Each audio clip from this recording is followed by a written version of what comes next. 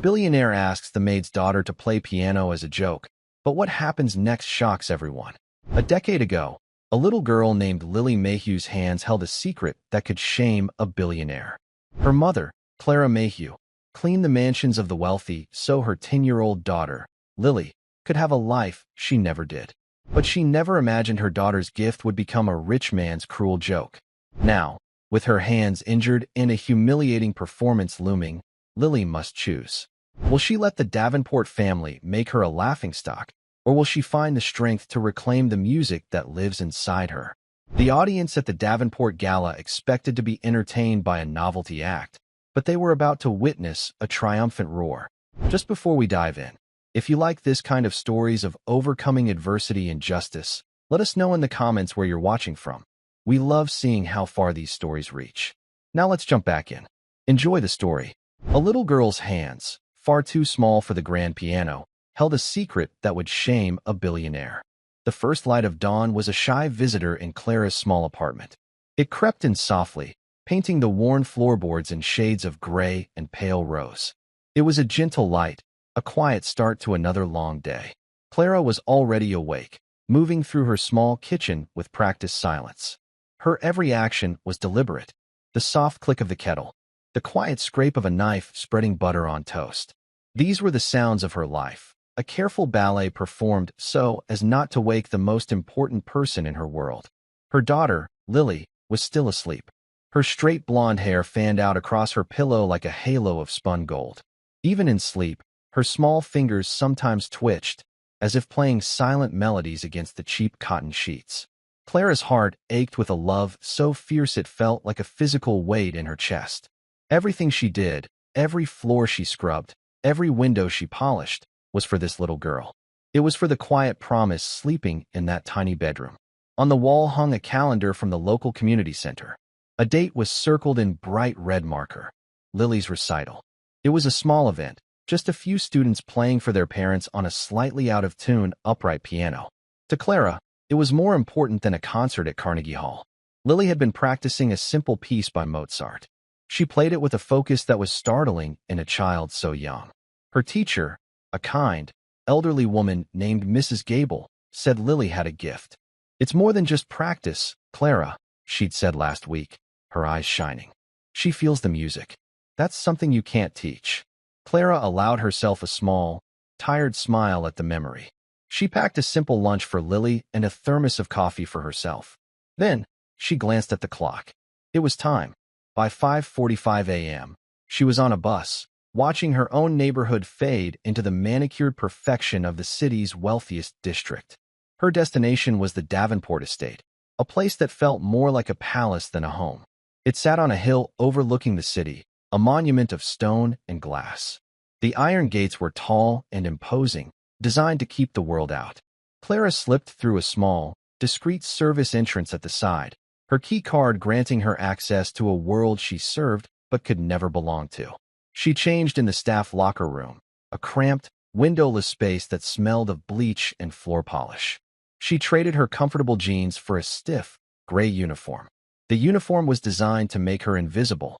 It was a costume that announced her role, a silent, efficient presence who kept the machinery of a wealthy life running smoothly.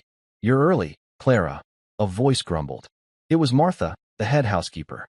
She was a woman built for hard work, with broad shoulders and hands that were never idle. She had been working for the Davenports for nearly 30 years.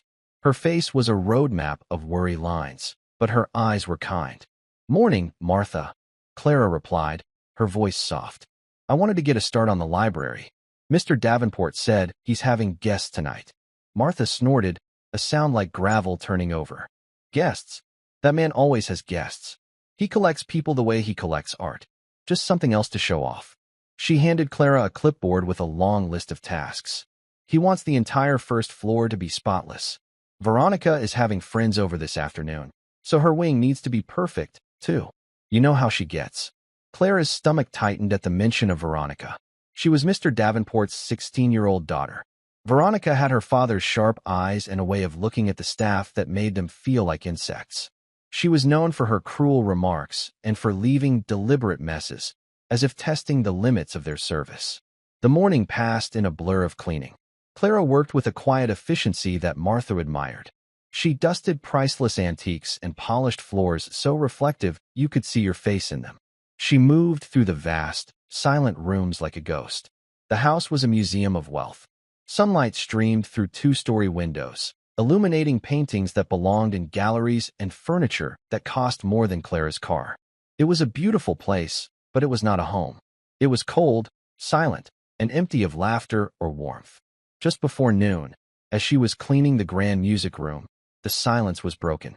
Veronica Davenport swept in with two of her friends, their laughter sharp and loud in the quiet space. The music room was Mr. Davenport's pride and joy. At its center was a magnificent Steinway grand piano, its black lacquer polished to a mirror shine. "Oh, look, the help is still here," Veronica said, her voice dripping with disdain. She gestured vaguely at a perfectly clean side table. "You missed a spot. Right there." Clara murmured, "My apologies, Miss Davenport," and dutifully wiped the already gleaming surface. It was a game Veronica played often, a small way to exert her power. Veronica's friends giggled. One of them, a girl with a bored expression, ran a finger along the piano's lid. "Does anyone even play this thing, Ronnie?" "Daddy hires a professional for his parties sometimes," Veronica said, shrugging. "It's mostly just for show, like everything else in this house." She then turned her cold eyes back to Clara.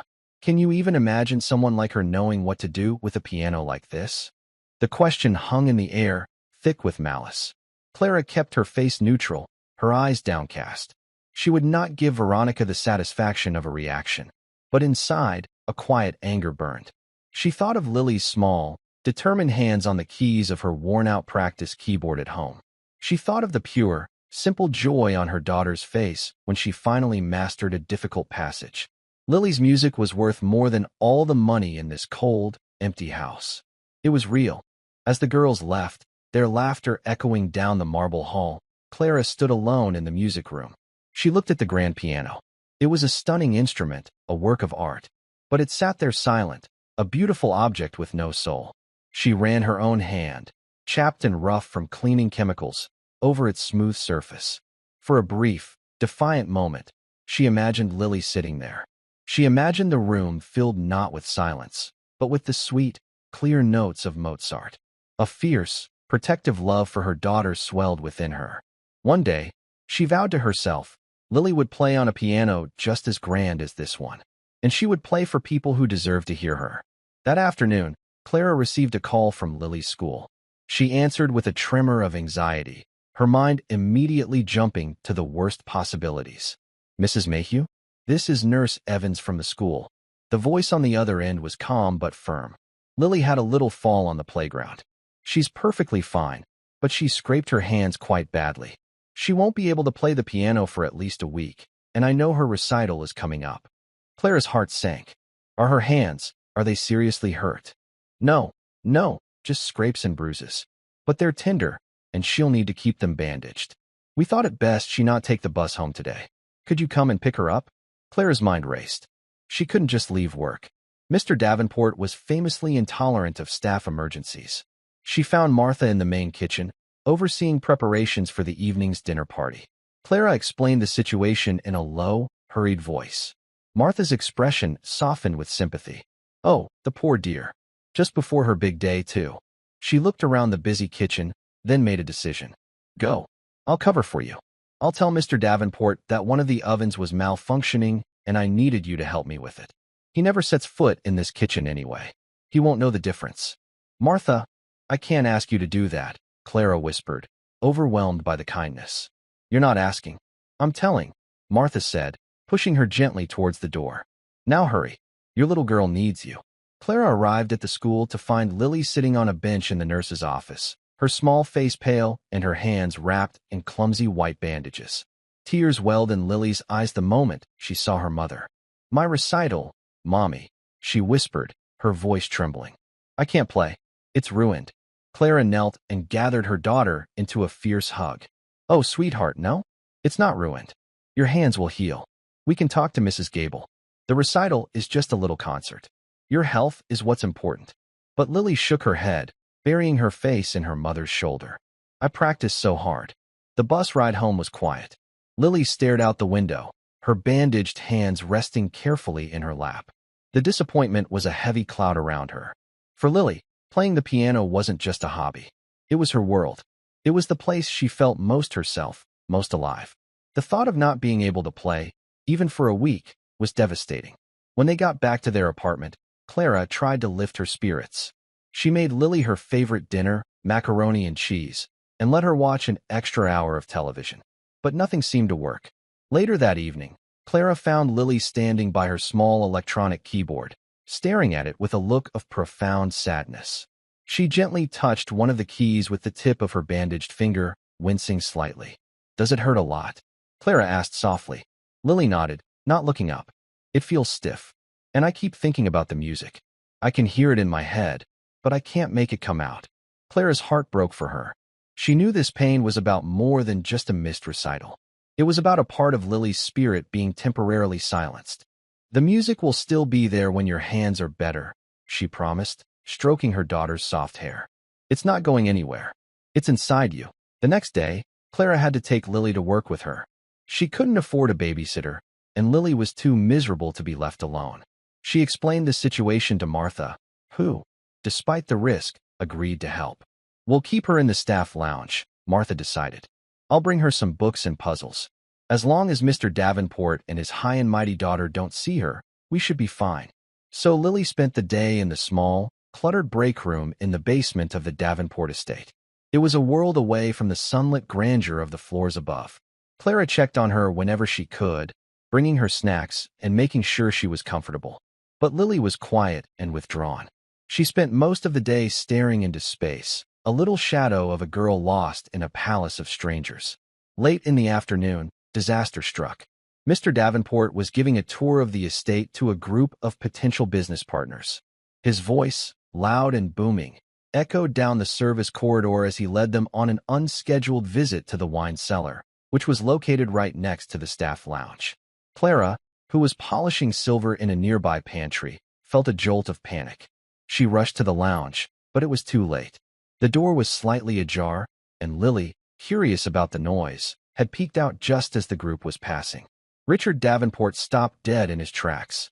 His perfectly tailored suit and expensive cologne seemed to take up all the air in the narrow hallway.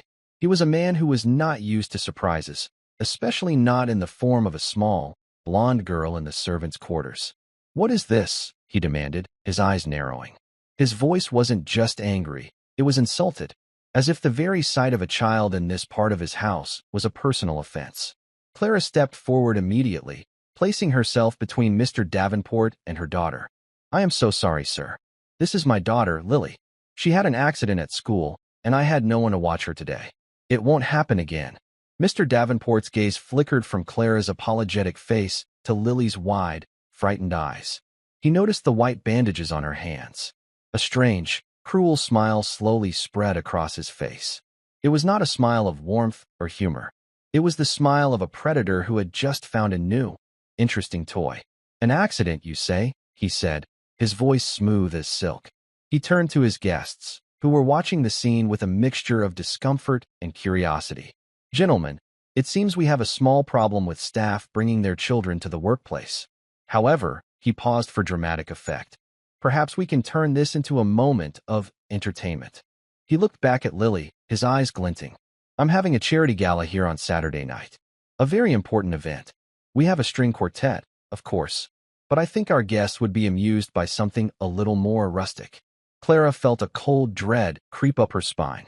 She had no idea where this was going, but she knew it was somewhere terrible.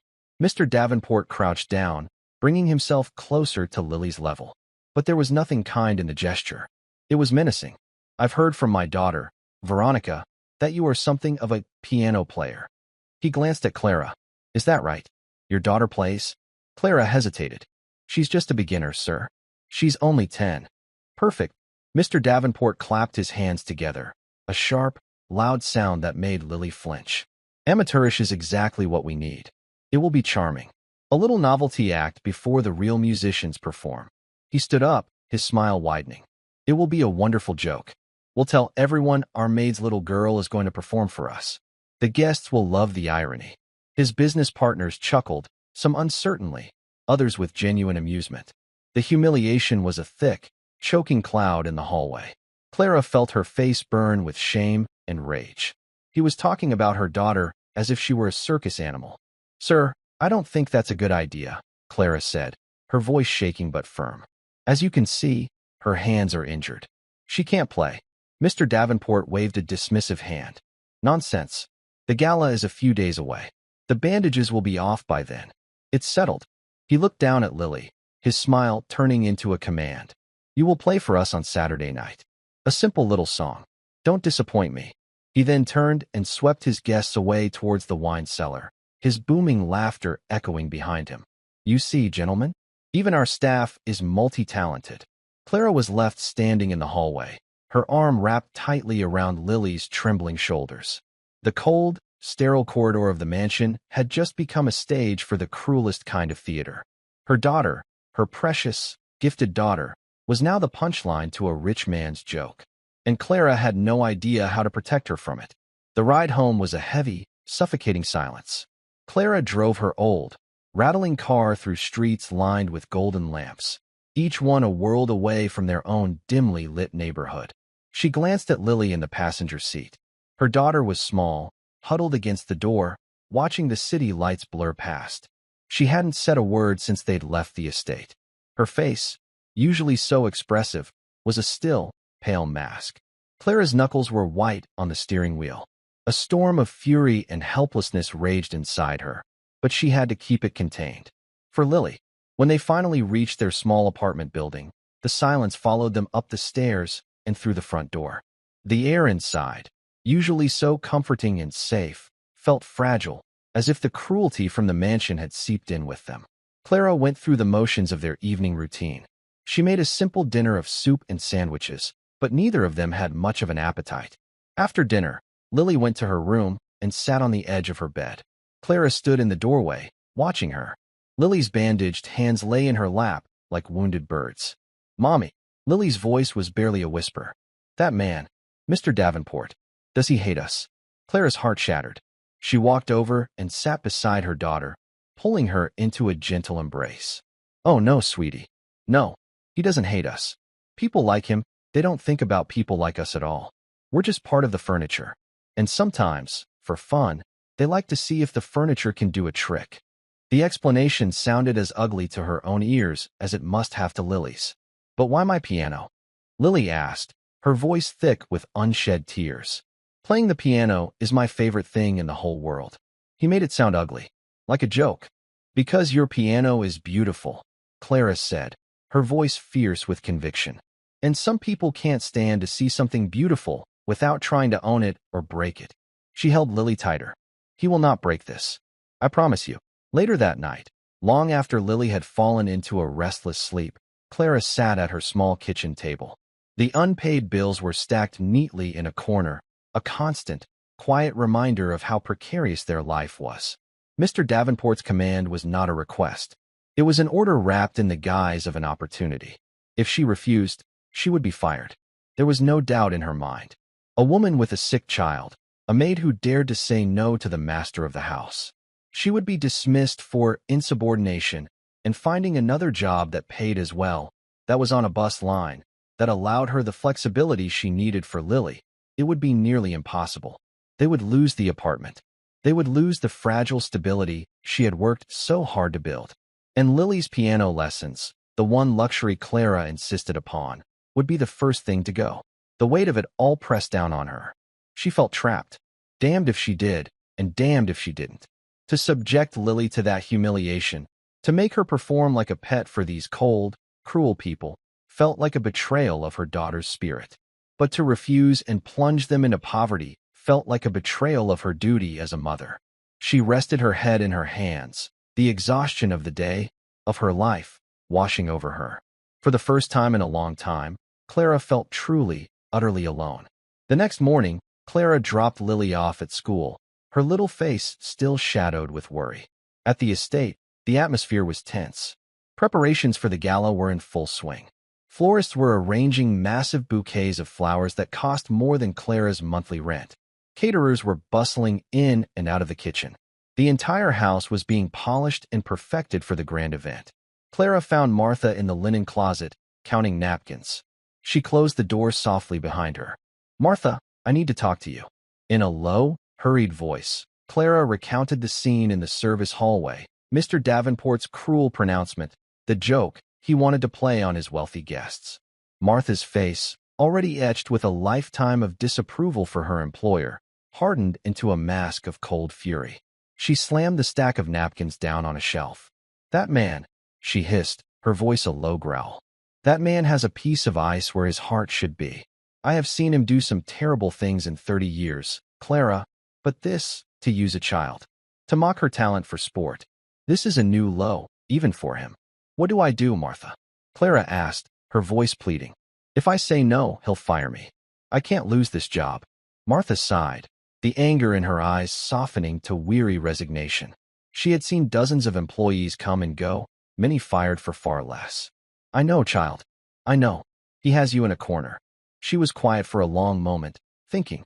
He did something like this once before, years ago. There was a young man working on the grounds, a gardener. He was a gifted singer, used to sing in his church choir.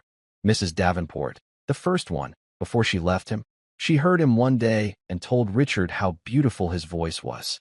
Martha leaned closer, her voice dropping lower. So, for his birthday party, Richard invited the boy to sing. Told him it was his big break. The boy practiced for weeks. He got up on that stage in his Sunday best, in front of all those rich folks in their jewels. And just as he was about to start, Richard tapped a glass for silence and announced, "And now, for a bit of rustic charm, the yard boy will sing us a little song." He laughed while he said it. The guests tittered. The boy, "I never saw a person look so small." He sang, but his voice shook the whole time. He quit the next day. Richard thought it was the funniest thing he'd ever seen. Clara felt sick. So there's no way out. With Richard Davenport, the only way out is through, Martha said grimly. You have to play his game. But, she added, her eyes meeting Clara's, that doesn't mean you have to play by his rules. Before Clara could ask what she meant, the door swung open. Veronica Davenport stood there, a malicious smirk on her face. She had clearly been listening. "Talking about me and my father?" she asked, her voice sickly sweet. "Don't worry. I already know everything." She sauntered into the small closet, crowding the space. She looked Clara up and down with open contempt. "So, your little prodigy is going to be the main event. I am so excited. I've told all my friends to watch. We're making bets on whether she'll cry before or after she plays." "That's enough, Veronica," Martha said, her voice sharp as a knife. Veronica ignored her, her eyes fixed on Clara. "I stopped by the music room earlier. Daddy had the piano tuned especially for the party. It's a pity the first person to play on it will be, well, you know." She let out a high, artificial laugh. "Just make sure her dress isn't covered in dust from that little shack you live in. We have an image to maintain, after all." With a final, withering glance, Veronica turned and flounced out of the closet, leaving a trail of expensive perfume and pure venom behind her. Clara stood trembling, the insult landing like a physical blow.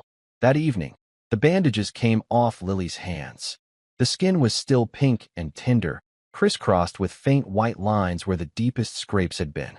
She sat at her keyboard, her small shoulders slumped. "It's in 2 days, Mommy," she said quietly. "What am I going to play?" "What about your Mozart piece?" Clara suggested gently. "The one for the recital." Lily shook her head. "That piece is from my heart. I don't want to give it to them. It feels like letting them spoil it." Clara understood completely. That piece was full of joy and light. To play it in that cold house, for those cold people, would be a violation. Lily tried to play a few simple scales, but her fingers were stiff and clumsy. The frustration brought fresh tears to her eyes. "I can't do it," she cried, pulling her hands away from the keys. "It hurts, and I keep making mistakes. They're all going to laugh at me." Clara pulled her daughter away from the keyboard and onto her lap, rocking her gently. "It's okay to be scared, sweetie. And it's okay if it hurts." She looked at her daughter's determined, tear-stained face. An idea, sparked by Martha's words, began to form in her mind. A dangerous, terrifying, and possibly brilliant idea. The next day, a new figure appeared at the Davenport estate. He was a younger man, with a quiet demeanor and kind eyes that seemed out of place in the stern, imposing mansion. Clara saw him in the library, looking at the books with a thoughtful expression. He was dressed simply, in a tweed jacket that was slightly frayed at the cuffs. He did not carry himself with the same arrogance as Mr. Davenport. Later, Martha informed her that it was Arthur Davenport, Mr. Davenport's younger brother. "He's the good one," Martha whispered. "An English professor at some university upstate. They're night and day, those two. Arthur has a soul." Clara witnessed the truth of this later that day. She was serving tea in the grand sitting room, where Richard was loudly telling his brother about the gala. "And you'll love this, Arthur. It's my masterstroke." Richard boomed, laughing. "For a bit of pre-show entertainment, I'm having one of the maid's daughters play the piano. Can you imagine? The little thing looks terrified. It's going to be absolutely hilarious." Clara, her hands steady despite the rage boiling inside her, kept pouring the tea. She didn't dare look up, but she could feel Arthur's eyes on her. She saw his hand tighten around his teacup. "Richard, that sounds needlessly cruel," Arthur said, his voice quiet but firm. "She's a child, not a court jester." "Oh, don't be so sensitive," Richard scoffed. "It's a bit of fun. It teaches them their place. Besides, it gives the girl a chance to be in the same room with her betters. She should be grateful." Arthur said nothing more, but the look of profound disgust on his face spoke volumes. As Clara was leaving the room, he caught her eye for a brief moment. He gave her a small, almost imperceptible nod. It was not a promise of rescue. It was a simple acknowledgement of her humanity, a quiet message that said, "I see you. This is wrong." That small gesture, that one moment of kindness in a house so devoid of it, was all Clara needed. It was like a single match struck in a dark room. The path forward was suddenly clear. That night, she sat with Lily on the living room floor. She had made a decision. They would not be victims. They would not be a joke. "Lily," she said, taking her daughter's hands, now free of their bandages. "I have an idea. It's a little scary, but I think it's the right thing to do." She paused, looking directly into her daughter's blue eyes. "Mr. Davenport is expecting you to play something simple, something a beginner would play. He wants you to be unremarkable. He wants people to smile politely and feel sorry for the poor little maid's daughter." Lily nodded, understanding. "But what if," Clara continued, her voice gaining strength, "you didn't play what he expects? What if you played something he could never even imagine?" She told Lily about a piece of music she'd overheard her practicing with Mrs. Gable a few weeks ago. It was a piece Lily had found herself in an old music book. It was not simple. It was a haunting, powerful nocturne by Chopin. It was complex and full of deep, adult emotion. Lily had been drawn to it, practicing it in secret, believing it was too advanced for her recital. "That one," Lily whispered, her eyes wide. "But it's so hard. And my hands." "We will practice," Clara said with a newfound resolve. "We will spend all of tomorrow practicing. Not for them, Lily. Not for Mr. Davenport or his cruel daughter or his laughing guests. We will do this for us. We will do it for Mrs. Gable and for the music itself." She saw a flicker of the old fire return to her daughter's eyes. The fear was still there, but something else was growing alongside it, defiance. "He wants a joke?" Clara said, her voice a low, determined whisper. "Fine. We'll give him one. The joke will be on him. They are expecting a mouse, Lily. We are going to give them a lion." Lily looked down at her small, tender hands, then back at her mother's resolute face. For the first time in days, a real smile touched her lips. It was a small, fragile smile, but it was a start. "Okay, Mommy," she said, her voice clear and steady. "Let's give them a lion." The final 24 hours before the gala passed in a strange, dreamlike state. The world outside their small apartment seemed to fade away, leaving only the two of them and the 88 keys of the electronic keyboard. Clara had called Lily's school and reported her sick. She took the day off from the estate, telling Martha she had a migraine, an excuse Martha readily accepted with a knowing. "You rest up, dear. You've got a big night ahead of you." Their apartment became a sanctuary, a rehearsal space, a war room. They practiced for hours. Clara would sit on the floor beside the keyboard, her hand resting on Lily's back, feeling the small muscles tense and relax with the effort. Lily's hands, still tender, moved over the keys with a new and ferocious purpose. At first, the notes were hesitant. The complex chords of the Chopin nocturne were a challenge, and her sore fingers protested. There were moments of frustration, moments when tears threatened to spill. I can't, Lily said, her voice choked with frustration after a particularly clumsy passage. It's too fast here. My fingers won't listen. Then let's slow it down, Clara said calmly, her own heart pounding with anxiety. She had to be the rock. Breathe, sweetie. Don't think about the notes. Think about the story. What is the music saying? They talked about the piece not as a technical exercise, but as a tale of sadness giving way to strength. This part, Clara would say, pointing to a dark, sorrowful section, this is how we felt in that hallway. Small and scared. Then she'd move her finger to a passage where the melody began to soar. And this part, this is our secret. This is the lion. You have to let it roar, Lily. Slowly, painstakingly, the music began to take shape. The notes became more confident. The hesitant little girl at the keyboard was replaced by a young artist, channeling a deep well of emotion into the music. Clara watched, mesmerized. This was more than a recital piece. This was her daughter's soul becoming audible. In the late afternoon, a new panic set in. Clara looked at the simple, well-worn clothes in Lily's closet and felt a fresh wave of despair. What would Lily wear? Veronica's cruel words about their rags echoed in her mind. They couldn't afford a new dress, not even a cheap one. The thought of Lily walking onto that stage in her school clothes, giving the mocking audience yet another reason to pity her, was unbearable. Just as desperation was about to set in, there was a knock at the door. It was Martha. She held a large, flat box in her hands. Her face was set in its usual grim lines, but her eyes were soft. I figured you might be in a bind, she said, stepping inside and placing the box on the table. Don't you say a word about refusing it. Just open it. Inside, nestled in white tissue paper, was a simple, beautiful dress of dark blue velvet. It was secondhand, but it was in perfect condition. It had long sleeves and a small, white lace collar. It was elegant, dignified, and timeless. It belonged to Arthur's daughter, from his first marriage, Martha explained quietly. She left it behind years ago when she went off to college. I was supposed to donate it, but I never got around to it. I had a feeling it was waiting for someone special. I took the hem up this morning. Clara's eyes filled with tears. She was so unaccustomed to kindness, it felt overwhelming. Martha, I don't know how to thank you. You can thank me by having that little girl of yours play her heart out tonight, Martha said, patting Clara's arm. Show them what real class looks like. It has nothing to do with money. When Lily tried on the dress, it was a perfect fit. She looked in the small, cracked mirror in their hallway and slowly turned. She didn't look like a maid's daughter anymore. She looked like the musician she was. The dress was like a suit of armor. Their arrival at the Davenport estate that evening was a study in contrasts. At the front of the mansion, a line of luxury cars deposited guests in tuxedos and glittering gowns onto a red carpet. Laughter and the clinking of champagne glasses drifted on the cool night air. Clara and Lily entered through the cold, concrete service tunnel in the back. The sounds of the party were muffled down here, replaced by the clatter of dishes and the shouted orders of the catering staff.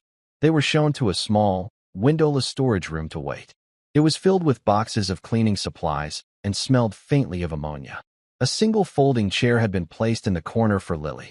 It was a calculated insult, a clear message of their status. Clara's rage simmered just beneath the surface, but she focused on Lily, keeping her face calm and reassuring. Think of it as our secret hideout, she whispered, helping Lily smooth out the velvet dress. We can hear everything from here, but they can't see us. We have the advantage. A few minutes later, the door opened a crack. It was Arthur Davenport. He looked deeply uncomfortable.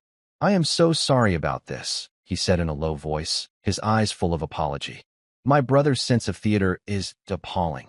I just wanted to come and say, I will be in the front row, and I will be listening. He looked at Lily, his expression kind. No matter what happens, you are very brave. Don't ever forget that. He slipped away as quietly as he came, leaving behind a small measure of warmth in the cold little room. Finally, the moment arrived. A staff member came to fetch them. They walked through a labyrinth of service corridors and emerged into the wings of a small, temporary stage that had been set up in the grand ballroom. Through the heavy curtain, Clara could see the audience. Hundreds of wealthy faces, gleaming with jewels and self-satisfaction. The string quartet had just finished, and the applause was polite, subdued. Then, Richard Davenport walked to the center of the stage. a smug smile plastered on his face. He tapped his champagne glass with a spoon, and a hush fell over the room. "Thank you. Thank you," he began, his voice booming with false charm.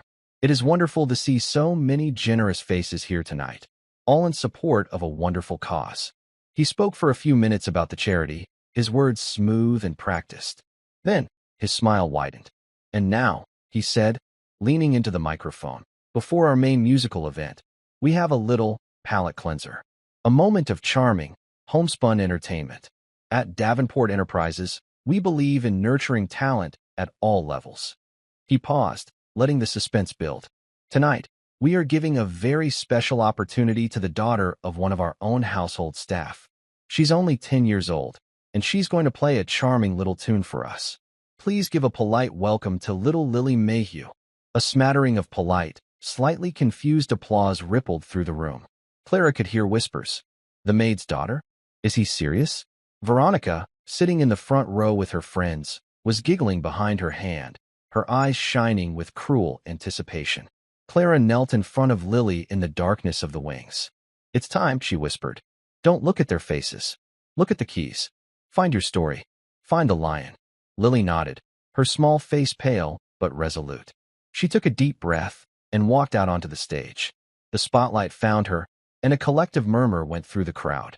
She looked so small, so fragile in her simple velvet dress, walking towards the enormous, gleaming Steinway. She looked like a doll, a novelty. She reached the piano, adjusted the bench, and sat. For a moment, she just sat there, her small, unbandaged hands resting in her lap. The room was silent, save for a few coughs and the clink of ice in a glass. The audience was waiting for the joke to begin. Lily placed her hands on the keys. Her eyes found Arthur's in the front row. He gave her that same small, encouraging nod. Then her gaze drifted past him to a service door at the back of the room, where she could just make out the silhouette of her mother, watching. She began to play. The first few notes of the Chopin Nocturne were exactly what the audience expected. They were soft, hesitant, almost fragile. A simple, melancholic melody. Polite, indulgent smiles appeared on the faces in the audience. They settled back in their chairs, prepared to endure the amateur performance for a few minutes before the real professionals came on. Mr. Davenport stood at the side of the stage, a broad, self-satisfied smirk on his face. This was going exactly as he'd planned. It was perfect, pathetic. But then, something shifted. After the first 8 bars, the left hand entered. It wasn't the simple accompaniment of a beginner. It was a deep, resonant countermelody, played with a confidence and emotional weight that was utterly shocking. The simple tune transformed into something dark, complex, and powerful. The polite smiles in the audience vanished. The whispers stopped. A man in the second row who had been checking his watch looked up, his eyes wide. Veronica's giggle died in her throat. Her smirk was frozen on her face, slowly melting into disbelief. Lily's entire posture at the piano had changed. She was no longer a frightened little girl. She was in command of the instrument, her body swaying with the music, her eyes closed in concentration. Her small hands, which had seemed so tender and weak, moved across the keyboard with breathtaking precision and speed. The music swelled, filling the grand ballroom with a sound it had never known before. It was not the cold, perfect music of hired professionals. This was music that was alive. It was filled with longing, with pain, with a defiant, soaring hope. It was the sound of a lion's roar. Mr. Davenport's smirk had completely disappeared. He stood, rigid, by the stage, his face a mask of utter confusion. This wasn't the plan. This wasn't the joke. The little girl was not playing a charming little tune. She was playing great music, and she was playing it brilliantly. The joke was somehow, impossibly, turning back on him. The music reached its emotional climax. A cascade of furious, passionate notes that seemed far too big to come from such a small person. The guests were leaning forward in their seats, their faces a mixture of awe and disbelief. Some had tears in their eyes. They weren't just hearing a performance. They were witnessing a revelation. They were seeing the invisible made visible, hearing the silenced given a voice. The final passage of the nocturne was quiet, returning to the opening theme, but it was no longer fragile. It was resolute, hopeful. The last note hung in the air, a single, perfect star in the vast silence. For a full 5 seconds after the music ended, the room was absolutely still. No one moved. No one breathed. The silence was more profound than any applause. Then, Arthur Davenport rose to his feet and began to clap. His applause was loud and deliberate in the silent room. A woman next to him, a stern-looking woman with an air of great authority, stood up and joined him. Then another and another. Within seconds, the entire ballroom was on its feet, erupting in a thunderous, overwhelming wave of applause. It was not polite. It was a roar. Lily sat at the piano, her hands trembling in her lap, her eyes wide with shock at the sound washing over her. She looked from the sea of unknown, cheering faces to her mother, who was now walking towards her from the wings, her own face wet with tears. Mr. Davenport was frozen in place, his face pale with shock and a dawning, sickening horror. He had tried to stage a public humiliation, and instead, he had orchestrated a triumph. He was the fool. He was the joke. The stern-looking woman from the front row strode purposefully towards the stage. The applause quieted as people realized she was about to speak. She was Beatrice Du Bois, the legendary and famously severe director of the National Music Academy. Getting a nod from her was the dream of every aspiring musician in the country. She stopped at the edge of the stage and looked past Richard Davenport, as if he were a piece of furniture. Her eyes were fixed on Lily. "Young lady," she said, her powerful voice cutting through the room. "What is your name?" "Lily Mayhew, ma'am," Lily whispered, still overwhelmed. "Well, Lily Mayhew," Ms. Du Bois announced, her voice ringing with authority. "That was not merely a performance. That was an exorcism. I have not heard Chopin played with that level of emotional honesty by a musician 3 times your age." She then turned her steely gaze upon Richard Davenport. "Richard," she said, her voice dripping with ice. "You invited me here tonight promising a surprise. You told me there would be a performance of rare and special talent." She paused, letting the entire room hang on her next words. "You vastly understated the matter. But tell me, why is a prodigy of this caliber not already enrolled in my academy? And why is her mother, who is clearly a remarkable woman, forced to serve UT instead of managing her daughter's brilliant career?" The public humiliation was absolute. Richard Davenport's face turned a shade of mottled red. He opened his mouth, but no words came out. He was exposed, his cruelty laid bare for all his wealthy friends to see.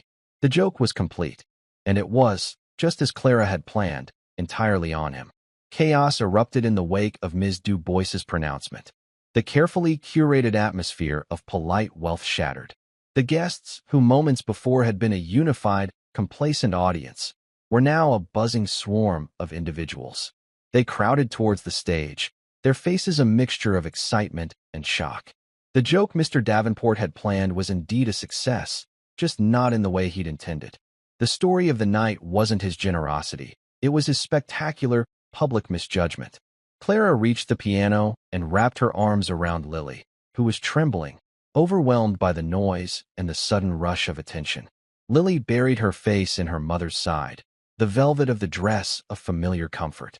"Let's get you out of here," Clara whispered, her voice a fierce, protective shield against the noise. Just as they turned to leave the stage, Mr. Davenport blocked their path. His face was a ghastly white, and a desperate, false smile was stretched across his lips. He was in damage control mode, his mind racing to spin the disaster into a win. "Incredible," he boomed, gesturing towards Lily as if she were a prize he had just unveiled. "As I was saying, we believe in nurturing talent here. I discovered this little gem myself. I knew she had it in her all along." The lie was so audacious, so shameless, that it silenced the people closest to the stage. Clara looked him dead in the eye. All the fear she had ever felt in his presence was gone, burned away by the fire of Lily's performance. "You didn't discover her, Mr. Davenport," she said, her voice low and steady, yet it carried with an undeniable authority. "You don't see people, you only see objects. You saw my daughter as a novelty, a toy for your party." She pulled Lily closer. "You didn't provide an opportunity. You just provided a stage for your own cruelty. My daughter did the rest." Without another word, she turned her back on him. Arthur appeared at her side, his face etched with a mixture of shame for his brother and pride for what he had just witnessed. Martha was right behind him, her arms crossed. glaring at her employer with 30 years of pent-up indignation. "This way," Arthur said, guiding them towards a side exit. "Before the reporters get to you." They moved through the stunned crowd, who parted to let them pass. Clara caught a glimpse of Veronica. She was standing frozen near the front row, her friends having taken a noticeable step away from her. Her face was a storm of humiliation and fury. For the first time, she looked as small and powerless as she had tried to make Lily feel. Arthur led them down a quiet, carpeted hallway, far from the noise of the ballroom. "My car is out back," he said. "Let me drive you home. You shouldn't have to take the bus tonight." The ride home in Arthur's warm, quiet car was the complete opposite of their journey to the estate. Lily had finally let her tears come, but they were not tears of sadness. They were tears of relief, of release. She lay her head in Clara's lap, her small body exhausted from the emotional ordeal. Clara stroked her hair, murmuring soft words of comfort, her own heart overflowing with a fierce, trembling joy. She looked out the window at the passing city lights, and for the first time, they didn't feel a world away. They felt like they were full of promise. The next morning, their world had changed. The story was everywhere. The city's major newspaper had a picture of Lily at the piano on its front page, her face a mask of intense concentration. The headline read, "The Maid, the Mogul, and the Masterpiece. How a 10-year-old's performance exposed the heartless core of high society." The story had gone viral online. Videos of the performance, shaky and shot on guests' phones, had millions of views. The comments section was a tidal wave of support for Lily and condemnation for Richard Davenport. He was no longer a respected philanthropist. He was a villain in a real-life fairy tale. His company's stock took a noticeable dip in the morning's trading. Donors to his charity began to quietly withdraw their support. The joke had cost him far more than he could ever have imagined. Clara's phone rang incessantly. News stations, talk shows, music bloggers, everyone wanted to talk to the mother of the piano prodigy in the palace. Clara ignored them all. There was only one call she was waiting for, and it came late that morning. Mrs. Mayhew, the crisp, authoritative voice of Beatrice Du Bois, said on the other end of the line, "I trust you and your daughter are recovering from last night's excitement." "I meant every word I said. I would like to offer Lily a full scholarship to the National Music Academy's youth program. The scholarship will cover all tuition, private instruction, and materials. Furthermore, the Academy has discretionary funds to assist with housing for families of exceptional students. We would be honored to have Lily, and you, join our community." Clara sat down on her worn sofa, the phone pressed to her ear, and wept. 2 days later, Clara walked back into the Davenport estate. But this time, she did not use the service entrance. She walked up the main stone pathway, through the grand front doors, which were opened for her by a stunned-looking butler. She was not wearing her gray uniform. She was wearing her own simple, clean clothes. The house was eerily quiet. The flowers from the gala were wilting in their vases. The place felt like a tomb. She was there to collect her final paycheck and the few personal items she kept in her locker. She found Martha in the main kitchen. The older woman enveloped her in a hug that smelled of cinnamon and quiet strength. "I handed in my notice this morning," Martha said, her voice even. 30 years is long enough. After what I saw the other night, I can't be a part of it anymore. Arthur is helping me find a new position, managing a historic guest house upstate. A place with some dignity." "Oh, Martha," Clara said, her heart aching for the loss of her friend but happy for her escape. "I'm so glad." "This is for you," Martha said, handing her a box with her things, along with a thick envelope. "Your final pay, and a little extra something the staff all chipped in. For the little lion." As Clara was about to leave, Mr. Davenport appeared in the doorway of the kitchen. He looked haggard. The arrogant confidence was gone, replaced by a desperate, weary look. "Mayhew," he said, his voice hoarse. "Wait. We can discuss a raise. A new position. You could be my daughter's personal assistant. A direct line to me."